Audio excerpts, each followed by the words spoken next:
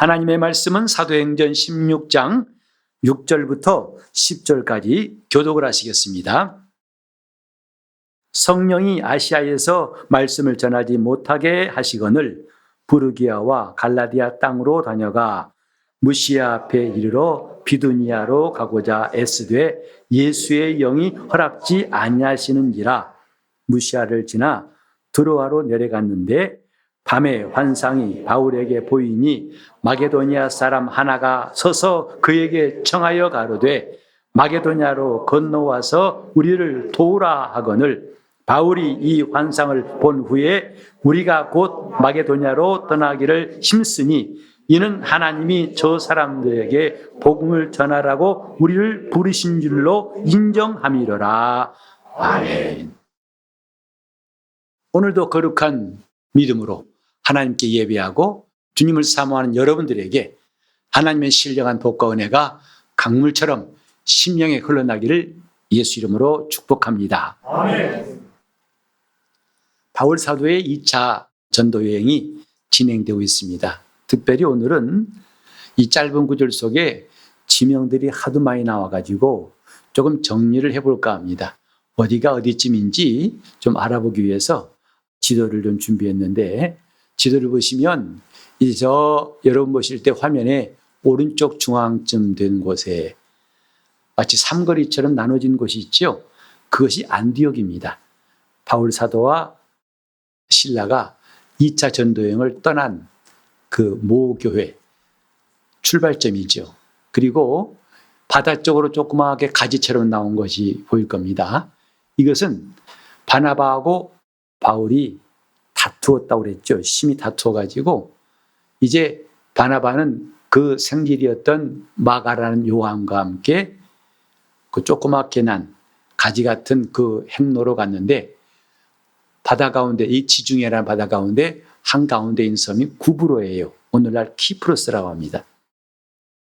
근데 그걸로 성경에는 그 이상 바나바의 행적이 나와 있지 않습니다.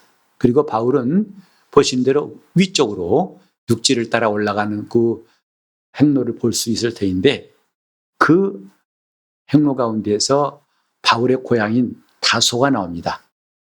온폭 들어간 데에서 바로 처음인 도시가 다소인데, 그게 바울의 고향이고, 거기를 지나가지고 우리 지난 시간에 읽었던 더베와 루스드라를 지나갑니다.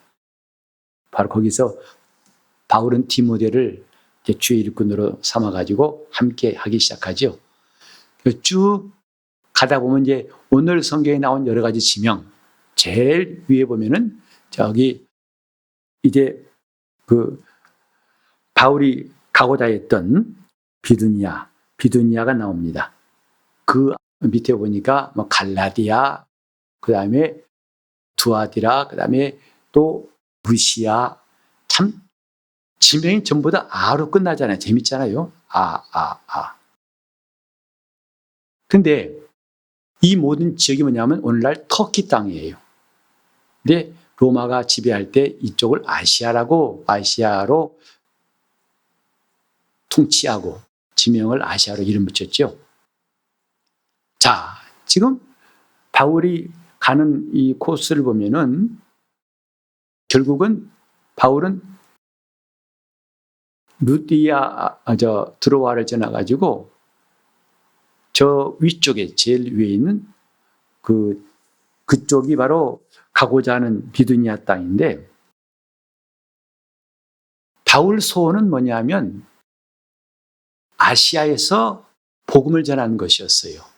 비록 이방인의 사도이지만은 저 건너편, 바다 건너편에 마게도니아 땅이 아니고, 이제 한 칸 다시 한번 좀 붙여주실래요? 그 지도 보면은 이제 그 드로아라는 거 보이시나요? 동그라미 쳐놓은 곳에 드로아가 보일 텐데, 거기서 바다가 있는데 이게 바로 에게해라고 합니다. 에게해를 건너가면 이른바 유럽이에요.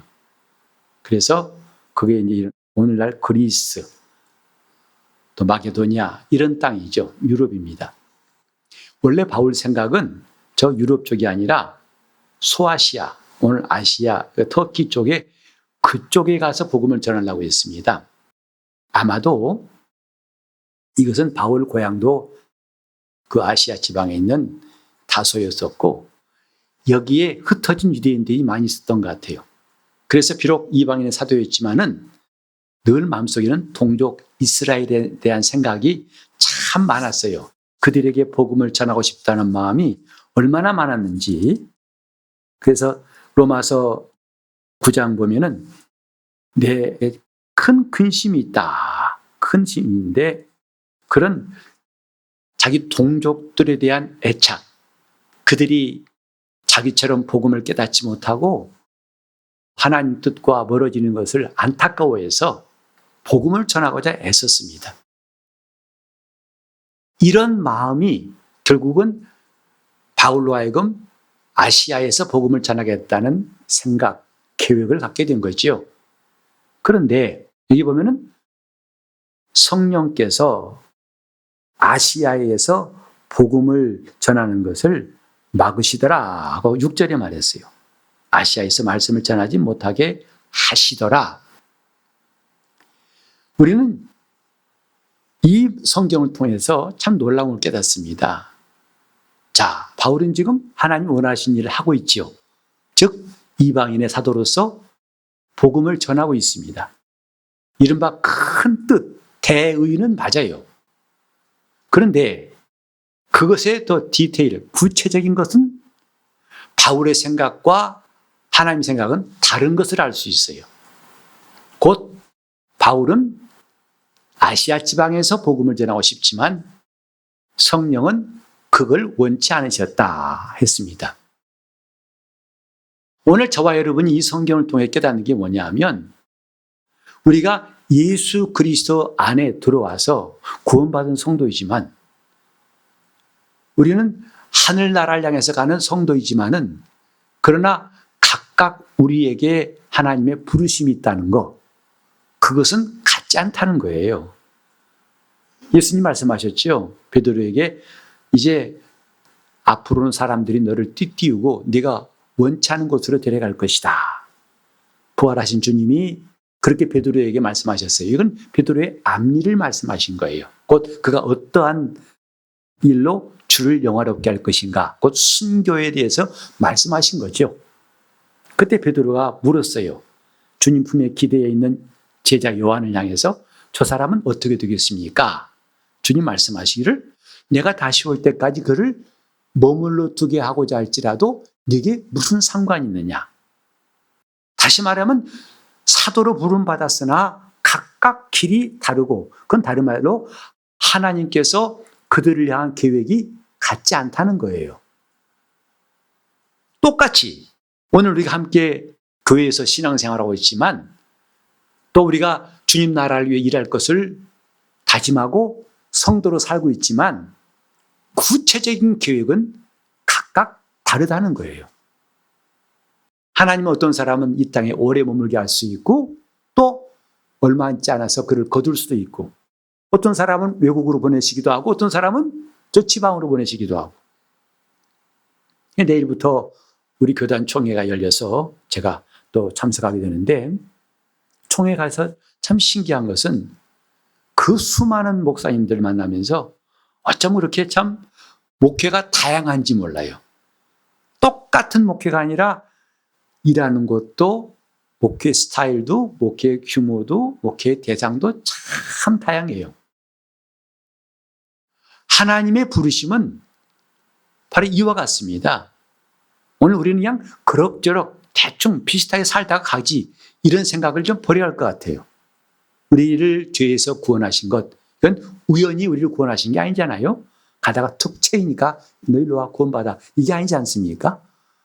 왜? 하나님은 우리를 얼굴로도 하시고 이름으로도 하시는, 주님은 자기 양을 각각 이름을 불러 인도해낸다고 주님이 친히 요한복음 10장에 말씀했단 말입니다. 그러니까 우리는 대중 가운데 있는 한 사람이 아니에요. 우리 주님은 우리를 각각 상대하시는 거예요. 또 우리 각각에게 자기의 계획이 있어요. 다만 그것을 관심 가지고 순종한 사람과 그런 건 모르겠고 난 내 길 가겠습니다 한 사람과 그 차이가 있을 뿐이지 나는 하나님 없을 거야. 나 같은 사람에게 하나님 기대하시겠어? 그건 내 너무 지나친 생각입니다. 하나님은 나 한 사람을 통해서 주님이 원하시는 계획이 있다는 것. 선지자들도 똑같은 삶 살지 않았습니다. 이사야 선지자같이 오랜 여러 왕들을 거쳐가지고 많은 세월 동안에 하나님의 선지자들로 탄 사람도 있지만은 불과 잠깐 동안 하나님 말씀을 예언하고 끝나버리는 사람도 있어요. 하지만 그 예언이 얼마나 중요한 것인지를 우리는 성경에서 볼 수가 있죠. 여러분, 우린 다 각각 소중한 사람이라는 거, 그건 막연한 말이 아닙니다. 적어도 하나님 앞에서는 우리가 각각 하나님의 부르심이 있고, 그 다음에 그분이 우리를 향한 계획이 있다고 생각해야 됩니다. 나를 향한 주님의 계획이 있다. 지금까지 그것을 그렇게 진지하게 믿지 않았더라면 이제 오늘부터 그렇게 좀 믿었으면 좋겠어요. 아멘. 저는 어떤 성도가 병원에 입원해서 신방 갔더니 그러더라고요. 아버지 앞에 제가 곧 가야 할 것 같아요. 목사님 그래요. 그분이 암으로 오랫동안 고생하셨는데 전 임종에 대해서 말하더라고요.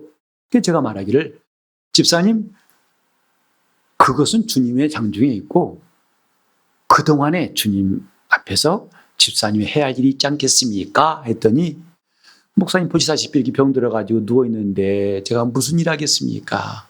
아니요, 있을 겁니다. 하나님께서 그것을 정말 기뻐하실 테니까 꼭 기도하세요. 근데 2주 후에 돌아가셨어요. 그래서 저는 그 장례를 3일 동안 침례하면서 정말 하나님이 이분에게 병들어서 입원해서 누워 있었지만은 하나님은 그에게 하신 일을 다 볼 수 있어 감사했어요. 왜냐하면 그분이 임종을 앞두고 이제 3남매가 있었는데 한 사람은 큰 딸은 네덜란드가 살고 또 작은 딸은 미국 살고 아들은 이제 한국 살던가 각각 흩어져 있어요. 근데 다 몰려왔죠. 이제 어머니 머리맡에 앉아서 임종을 지키는데 모두가 다 깜짝 놀란 거예요. 이 사람 사실 3남매가 신앙이 그렇게 좋지는 않았던 것 같아요. 그냥 어영부영한 상태였던 것 같은데 어머니가 그 암의 고통 때문에 막 힘들어 하시다가 어느 순간에 딱 테이프를 끊듯이 딱 고통이 끊기면서 그렇게 평안한 모습. 다들 놀랬다는 거죠. 와, 아니 이 고통이 어디 갔어? 어머니 왜 이렇게 편안하시지? 잠시 후에 숨을 거두셨어요. 그것이 3남매에게는 굉장한 충격이었던 것 같아요. 와, 세상에 이럴 수가 있나? 그래서 큰딸이 저한테 이제 장례 기간 동안에 편지를 써가지고 전 자기는 그 광경을 잊을 수가 없다는 거죠. 그래 그 세 남매가 정말 이제는 참 신앙인으로 살아가겠다고 다짐을 하고 자기는 이분은 돌아가시기 전에 그 세 자녀의 마음을 확 모아가지고 주님께로 맡겨놓고 갔다는 걸 생각해서 그들도 감동되고 저도 오랜 세월 지났지만 잊을 수가 없어요. 무슨 일 할 수 있을 것인가? 여러분 생각할 때는 그러겠습니다. 자, 이게 형편이 이런데 무슨 일? 아니요. 하나님의 계획이 있답니다. 그분의 뜻이 있다 이 말이죠. 하나님께서 바울을 불러가지고 이방인의 사도로 쓰시려고 하지만 바울도 순종했지만 구체적인 계획은 달랐다는 거죠. 바울의 그것과 하나님 그건 달랐어요. 아시아에서 복음 전하고 싶은 바울의 소원과 마게도냐를 건너가서 유럽을 복음 전하라 하신 주의 뜻은 달랐기 때문에 성령께서 아시아에서 말씀을 전하지 못하게 하셨다 했어요. 하나님의 의지예요. 그런데 바울은 아마 그래도 자기가 하나님 앞에서 이런 뜻을 가지고 있는 것을 더 진행했던 것 같아요. 그래 아까 코스 보니까 이렇게 휘는 것. 하나님 말씀대로 가려면 그래도 자꾸 이런 쪽으로 쏠리는 것 같은 경로를 볼 수 있어요. 그래도 아시아 땅. 그러니까 다시 이제 하나님의 역사가 7절에 나오죠. 무시아 앞에 이르러 이제 비두니아 저 위쪽 흑해 쪽에 그거 가려고 하니까 예수의 영이 허락하지 아니하신지라 했어요. 아까는 말씀을 전하지 못하게 하시더라. 그래도 바울이 자기가 가진 계획대로 하니까 예수의 영이 허락하지 아니하신지라. 그래도 바울은 다 아직 놓지 못하고 움직이려고 할 때 세 번째로 하나님께서 밤의 환상 가운데 바울에게 깨닫게 하신 거죠. 곧 저 건너편에 마게도냐 사람 하나가 나와가지고 이곳으로 건너와서 우리를 도와라 하는 뚜렷한 환상을 보고서 하나님께서 이렇게 하라 하시는구나 하고 그걸 깨닫고서 이제 순종한 게 오늘 이 내용입니다. 우리가 예수 믿으면서 정말 관심 가져야 할 게 뭘까요? 우리 신앙에 진짜 필요한 본질 중에 하나가 뭐냐면 하나님의 인도하심이에요. 예수를 믿는 사람들, 그 사람들이 관심 가져야 할 게 뭐냐면 하나님의 인도하심이에요. 그리고 우리는 그 인도하심에 관심 갖고 그걸 정말 구해야 됩니다. 사실 우리가 예수 믿지만은 모든 길들을 내 스스로가 결정하고 내가 가고 싶은 것, 하고 싶은 것, 보고 싶은 것 보는 것이 거의 대부분의 그리스도인들 아니겠습니까? 주라고 부르지만은 정말 이젠 나의 주인이 나를 인도하신다는 것, 나를 향한 계획이 있다는 것, 그것을 나는 놓치지 않고 따라가야겠다는 것.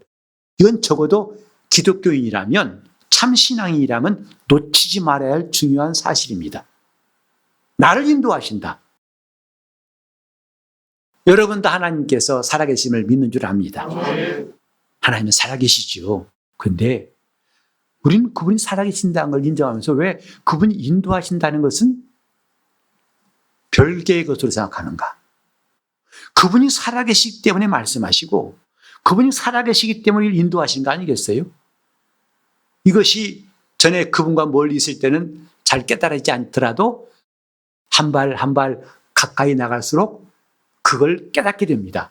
하나님이 나를 인도하신다는 것. 물론 이렇게 기도하는 거 여러분 하신 적 있을 거예요. 주님, 내가 이사 가는 게 주의 뜻입니까? 여기 있는 게 주의 뜻입니까? 이 사업을 하는 게 주의 뜻입니까? 그때는 뜻을 구해요. 주의 인도하심을 구합니다. 근데 그걸로 끝이에요. 그 일 하면 또 역시 내가 계획하고 내 뜻대로 내 마음대로 산다 이 말이죠. 사실 이렇게 기도한다는 것은요, 저 이방 신을 섬기는 사람들이 자기의 육체의 이익을 위해서 그 신에게 구하는 것과 다를 바가 뭐 있겠어요? 이 사업을 할까요? 결혼을 할까요? 뭐 투자할까요? 말까요?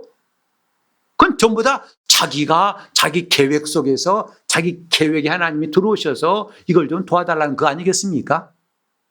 인도는 그런 게 아니단 말이죠. 하나님의 계획 속에 들어가서 인도를 구하는 거예요. 그걸 순종하겠다고 해서 그분의 인도를 구하는 게 신앙인의 모습 아니겠습니까? 오늘 정말 우리가 필요한 것은 하나님의 인도하심이에요. 그렇지 않고는 우리가 어떻게 지금 내가 주의 뜻대로 살고 있는지 아닌지를 구별할 수 있겠으며 내가 참 신앙인지 아닌지를 어떻게 알 수 있겠습니까? 만약에 우리가 하나님의 인도하심을 받고 바울처럼 하나님의 인도를 받고 내가 원하는 것이 이쪽일지라도 하나님이 아니다 이렇게 하라 하고 인도하신다면 내가 하나님의 뜻대로 산다는 것을 실감하지 않겠습니까? 우리는 그런 것도 없이 막연하게 오늘은 기분이 좋으니까 하나님 인도하시는 것 같아. 오늘은 마음이 심란하니까 아닌 것 같아. 정말 답답하게 짝이 없는 일들을 우리는 반복하고 있다 이 말이에요. 하나님 인도하심. 목사가 축도할 때 예수의 은혜와 하나님의 사랑과 성령의 교통하심이 있으라 하고 축복하지 않습니까? 왜 성령 인도하심이 필요할까요? 교통하심이 왜 필요할까요? 그분이 우리의 성령의 교통이 있으니까 우리가 그분의 인도를 받을 수 있는 거예요. 성령의 교통하심은 우리가 하나님 인도받는데 필수적인 것이기 때문에 그건 우리가 정말 하나님 앞에 사모하고 사모해야 할 것입니다. 오늘 우리는 갈 길을 과연 알고 있는가? 그렇죠. 누구나 그런 말합니다. 사람이 5분 후에 일을 한다면 전 세계를 다 소유할 수 있을 것이다. 안 그러겠어요? 로또 복권도 만약에 다음 주에 1등이 몇 번이 안 되면 이 사람 매주 1등 할 겁니다. 그러나 그걸 한 치 앞도 모르는 게 사람의 삶이라 하지 않습니까? 그럼에도 불구하고 성경은 하나님이 인도하시는 사람들에 대해 말씀하고 있어요. 모든 걸 아신 하나님께서 인도하시더라. 바울처럼 성도일지라도, 거룩한 사람일지라도, 그가 가진 소원일지라도 하나님은 구체적으로 그건 아니야, 이쪽이야, 그건 아니고 이쪽이야 하고 인도하신다는 것. 또 너무 놀라운 것은요, 하나님은 바울이 성령의 감동하심에 대해서 첫 번째 순종하지 않았다고 해서 내버리신 것이 아니라 다시 감동하시면서 예수의 영이 허락하지 아니하신지라. 또 그까지 또 온전히 인정하지 않으니까 환상을 통해서라도 그가 확실히 하나님 인도하심을 깨닫게 하셨다는 거. 이게 얼마나 감사한 일이에요. 우리처럼 둔한 사람에게 하나님이 한 번 말씀하시면 안 들어, 에이 관둬라 한다면 참 얼마나 이게 불행한 일이겠습니까마는, 바울을 하나님이 이렇게 인도하셨다는 게 너무 놀랍지 않습니까? 이건 또한 우리도 이와 같이 인도하신다는 약속이라고 봤기 때문에 우리는 이 말씀을 꼭 붙들어야 됩니다. 나를 인도하소서. 하나님의 살아계심을 믿는 나에게 하나님의 인도하심이 있도록. 이게 얼마나 중요한가. 하나님이 살아계신 것 맞습니다. 근데 이것을 우리는 머리로만 하고 있지 말고 이젠 좀 더 구체적으로 경험해야 할 때가 됐습니다. 여러분이 낯선 곳을 갈 때 그 길을 헤매기 쉽죠. 그때마다 요즘은 내비게이션이 있어가지고 참 편리합니다. 전국 어디를 갈 수 있어요. 심지어 구글 지도를 가지고 오면 해외 가서도 내가 찾는 걸 찾으면 그 길을 안내합니다. 어디 가서 어디 굽어지고 하라고 안내하더라고요. 그래서 우리는 사거리에서 나는 몰라요. 직진해야 하는지 유턴해야 하는지 모르는데 내비게이션이 자 이번에 좌회전하세요. 또 400m 가서는 우회전하세요. 그래서 우리는 그 말대로 가다 보니까 드디어 찾던 목적지가 나온단 말이죠. 신기하잖아요. 그게 또한 우리 영적 생활도 마찬가지예요. 나는 그 낯선 곳을 모르지만 내비게이션이 가르쳐 주니까 갈 수 있듯이 나는 내 앞길을 모르는 사람 맞습니다. 앞일을 모른다 이 말이죠. 그러나 우리는 하나님의 인도하심이 있다는 것을 성경에 말씀하고 있어요. 그래 우리는 이 약속을 붙들어야 돼요. 하나님이 인도하시는 것. 오늘 우리가 이제부터 하나님 인도하심을 따른다면 우리는 지금과는 차원이 다르고 수준이 다른 삶을 살 수가 있을 거예요. 하나님의 인도하심이 얼마나 감사한지. 근데 바울은 우리 모두가 부러워하는 고백을, 하나님의 부르심을 앞두고, 임종을 앞두고 말합니다. 유명한 디모데후서 4장 7절의 말씀이죠. 내가 선한 싸움을 다 싸우고 믿음을 지키고 나의 달려갈 길을 다 갔다. 달려갈 길을 다 갔다고 했어요. 그건 뭐냐면 코스대로 간 것이지요. 자기 멋대로 간 게 아니라 하나님이 인도하신 대로 간 길이 그의 달려갈 길이었고, 그는 마침내 그 길을 다 완주했다 한 이 고백이 얼마나 부러운지 몰라요. 왜? 우리 삶은 너무나 비틀비틀거립니다. 탈선했다가 돌아왔다가 엎어졌다가 다시 또 세웠다가, 그러니까 곱게 그 길을 따라간 것이 아니라 정말 좌충우돌이죠. 그런 삶이 하루 이틀도 아니죠. 그래서 엉망진창인 것 같다고 생각할 때 있지 않습니까? 그런데 바울은 기차가 탈선하지 않고 그대로 간 것처럼 나의 달려갈 길을 다 마치고 했어요. 오늘 이것이 우리에게 가장 귀한 삶이라고 여기지 않습니까? 하나님의 인도하심이다 이 말이죠. 우리는 좀 예수 믿어요. 그래서 우리가 주일날 교회 나올 줄 알고 헌금도 하고 전도도 하고 가르치기도 하고 또 배우기도 하고 또 구제하기도 하고 합니다. 그런데 이게 전부 다 그분의 인도하심보다는 내 속에서 또 누가 하라고 하니까 마지못해서 하기도 하고 끌려가기도 하고, 이것이 아니라 이런 것은 종교인들도 할 수 있어요. 하나님을 모르는 사람도 할 수 있다 이 말이죠. 그러나 하나님의 인도하심을 따라 사는 것은 그리스도인만의 특권 아니겠습니까? 성도만의 권리 아니겠습니까? 신령한 사람만의 권리 아니겠습니까? 내가 어떻게 할 것인가? 우리는 아무도 그렇게 장담할 수가 없어요. 그러나 내 안에 계신 성령께서 나를 감동하시고 인도하시면 이 땅의 그 어떤 내비게이션보다도 놀라운 하나님 인도를 받을 수가 있을 것입니다. 때로는 내비게이션도 망가지더라고요. 엉뚱한 말 해가지고 헤맨 적도 몇 번 있어요. 말도 안 되는 게 있어 좌회전하래요. 낭떠러지인데 좌회전하라고. 얘가 지금 왜 이러나 싶은 마음 들어요. 그리고 바로 가면 될 텐데 저쪽까지 우회전에 갔다가 한밤중에 유턴에 돌아왔더니 다시 그 자리더라고요. 그때 바로 좌회전하면 될 텐데 우회전에서 한참 갔다가 그 낯선 길 깜깜 밤에 헤매다가 돌아와 보니까 아유 너도 참 하고 혀를 찼습니다마는, 그러나 우리 하나님은 완벽한 내비게이션 아닙니까? 우리 삶에 있어 한 번도 실수가 없고 한 번도 착오가 없는 하나님의 인도하심. 오늘 우리가 지금 신앙생활을 잘하고 싶은 건 다 소원일 거예요. 그런 막연한 소원을 구체화시키자 이 말이죠. 어떻게? 하나님의 인도하심 받자. 아멘. 바울처럼. 그래서 바울은 그 방향도 맞습니다만 방향은 맞으나 구체적인 세부 계획은 하나님과 다를 수 있다는 것 우리 인정해야 됩니다. 아멘. 하나님은 나를 나답게 쓰시려고 부르셨어요. 목회도 정말 천태만상이에요. 이런 목회 저런 목회. 그래서 꼭 내가 아무개처럼 목회할 것도 없어요. 하나님이 부르신 대로 그분의 인도하심 받으면 그게 제일 좋다고 생각합니다. 아멘. 하나님 말씀 앞에 우리가 깨어서 그분의 인도받는 것. 자, 우리 한 마음속에 다짐해 봅시다. 나는 이제부터 하나님의 인도함 받겠다고 다짐해 보세요. 아멘.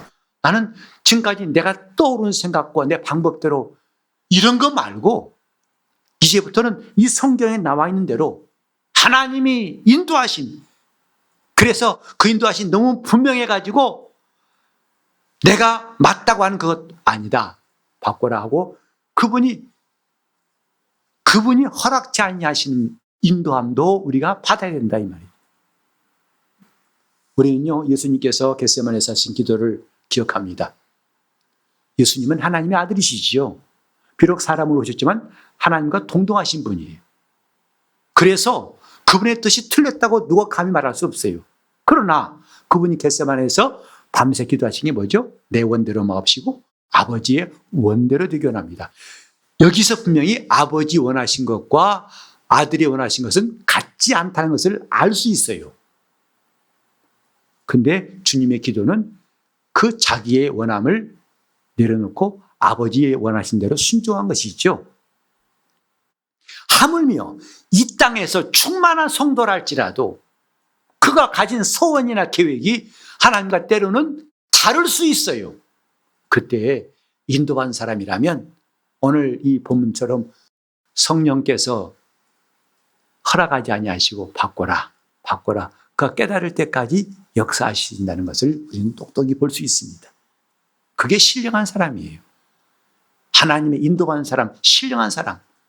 우리는 너무 막연한 것 때문에 하나님 앞에 구하다가 스스로 혼란스러워하지 말고 얘는 또 구체적으로 뭔가 우리가 하나님 인도받는 삶에 성큼 다가설 수 있는 시간이 되었으면 합니다. 하나님의 인도함 받는 사람. 자, 그러면 어떻게 하면 하나님 인도함 받을 것인가? 이것이 참 중요한 거 아니겠어요? 이미 성경에 잠언 3장 6절에 이런 말씀이 있습니다. 너는 범사에 하나님을 인정하라. 그러면 저가 내 길을 치도하시리라 했어요. 곧 내 길을 곧바로 가게 하실 것이다 이 말입니다. 이미 나와 있어요. 우리는 아무도 갈 길을 모르지만은 하나님은 우리 갈 길을 지도하시겠다는 거죠. 어떻게 하면 범사에 저를 인정하라. 하나님을 모든 일에 인정하라는 거죠. 그런데 그 인정하는 방법이 뭐냐? 첫째는 먼저 그의 나라와 의를 구하겠다고 우리가 뜻을 정하는 거예요.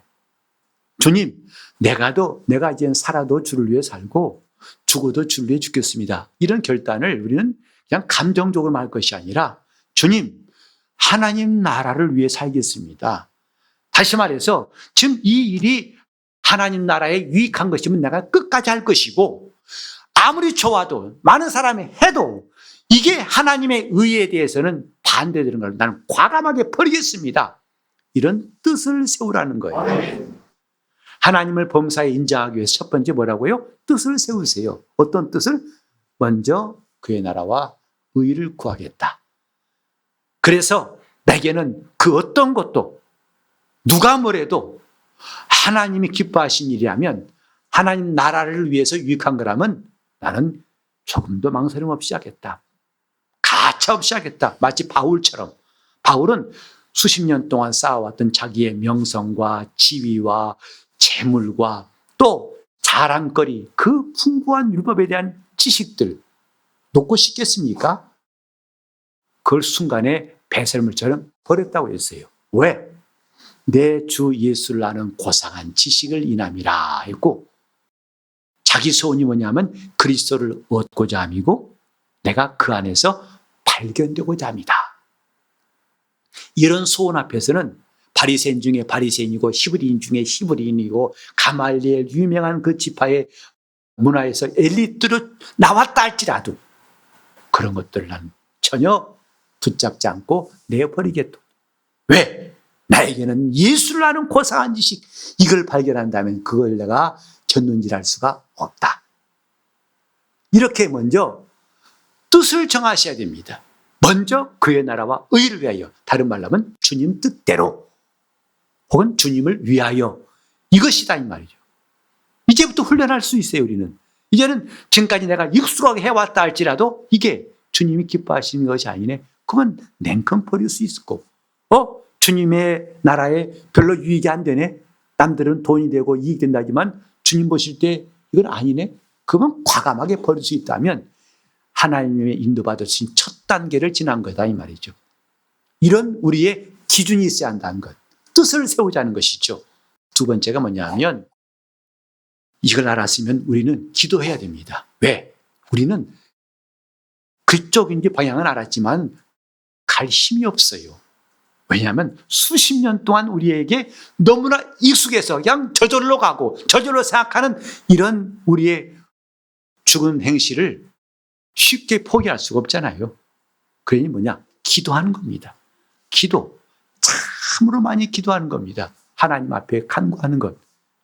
오늘 주부에도 간구했습니다만 이제 기도할 때입니다. 그냥 막연히 주님 오실 때 가까웠다, 이러면 안 된다, 열심히 하겠다, 이런 다짐을 갖고는 안 됩니다.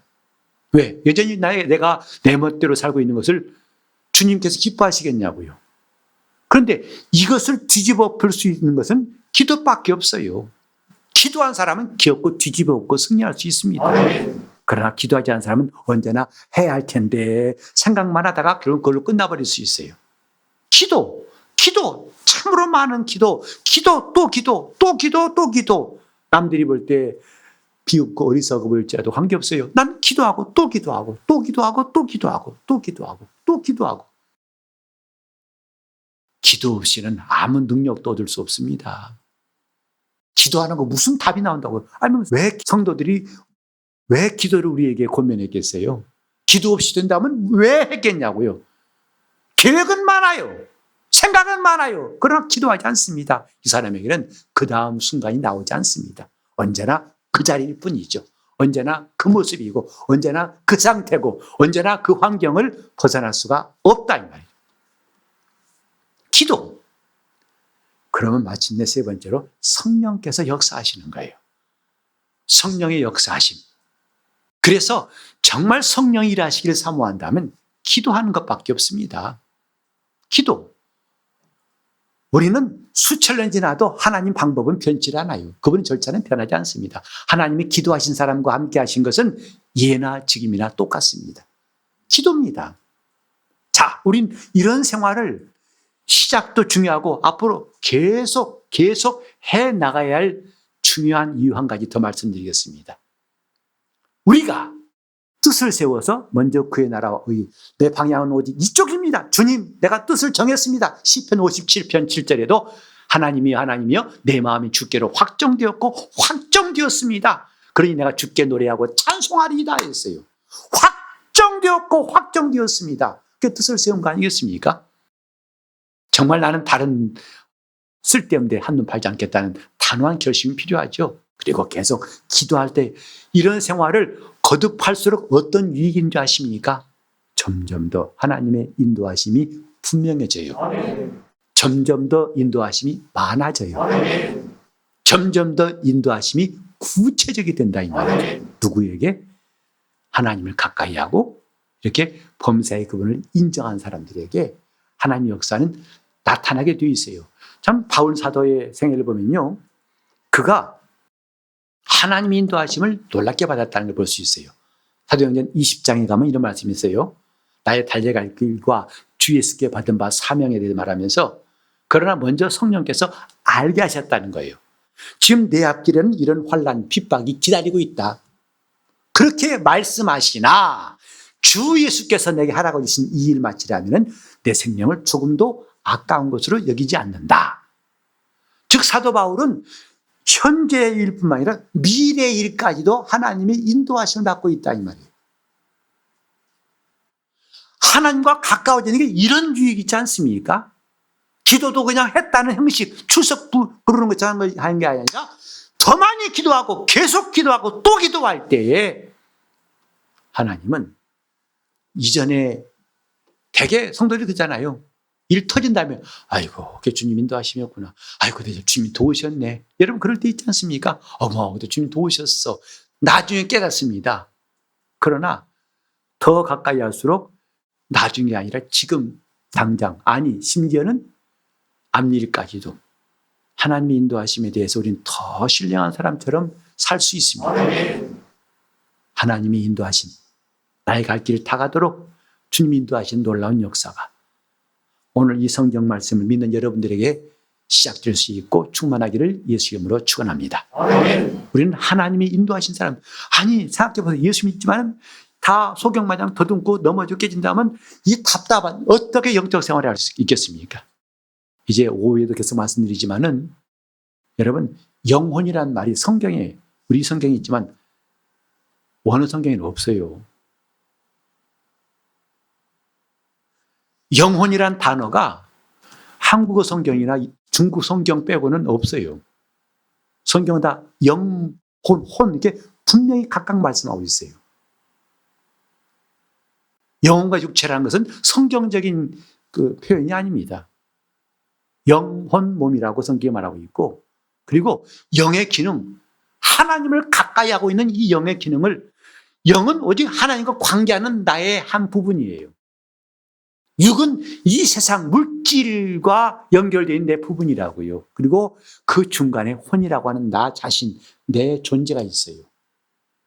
근데 우리는 예수 믿기 전에 이 혼이 너무 육에 매여 있었어요.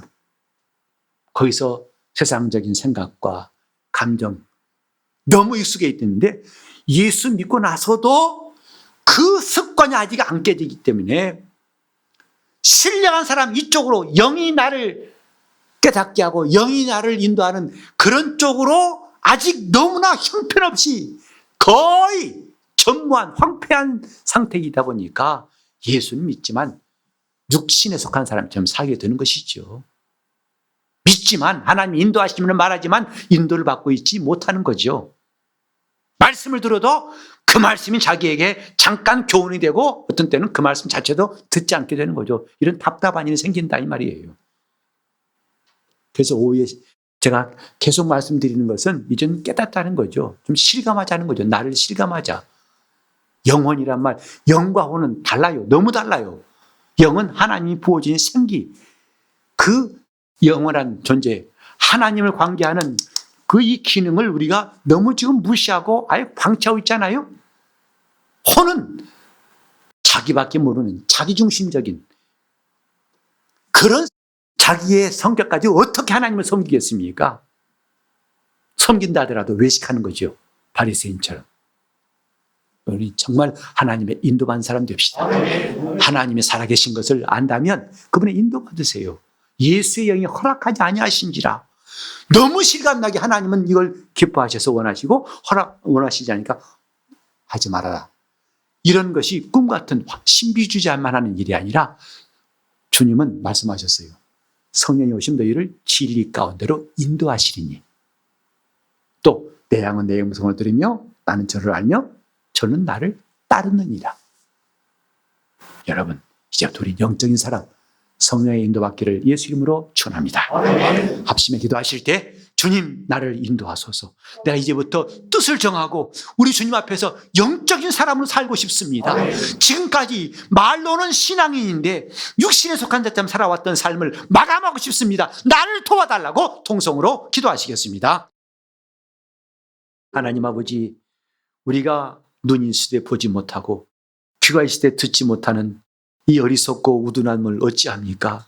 불쌍히 여겨 주시옵시고 예수를 믿노라고 주님 안에 들어왔다면서 이전에 육신에 매여 있던 생각과 감정을 버리지 못하고 하나님 말씀은 귀로 듣고 흘려버리는 어리석은 이 모습을 불쌍히 여겨 주시옵시고 이제 하나님 말씀을 들을 줄 알고 깨달을 줄 알고 그 말씀이 생명이 되어서 내 혼을 지배하고 그래서 내가 하나님의 인도받는 신령한 사람으로 살게 도와 주시옵소서. 주님 모르면서도 아는 지 않은 거짓되게 외식한 마음을 버리게 도와 주시옵시고 어린 나이같이 순전한 마음으로 주님의 신령한 저주를 사모하게 도와 주시옵시며 우리가 그러므로 바울처럼 나의 갈 길을 다 가도록 주님이 인도하신 것을 마침내 이 땅을 떠날 때 찬송하게 도와 주시옵시고 성령 인도하시는 거룩한 삶을 허락하여 주시옵소서. 주여 인도하여 주옵소서. 주여 역사하여 주옵소서. 예수 이름 받들어 기도를 드리옵나이다.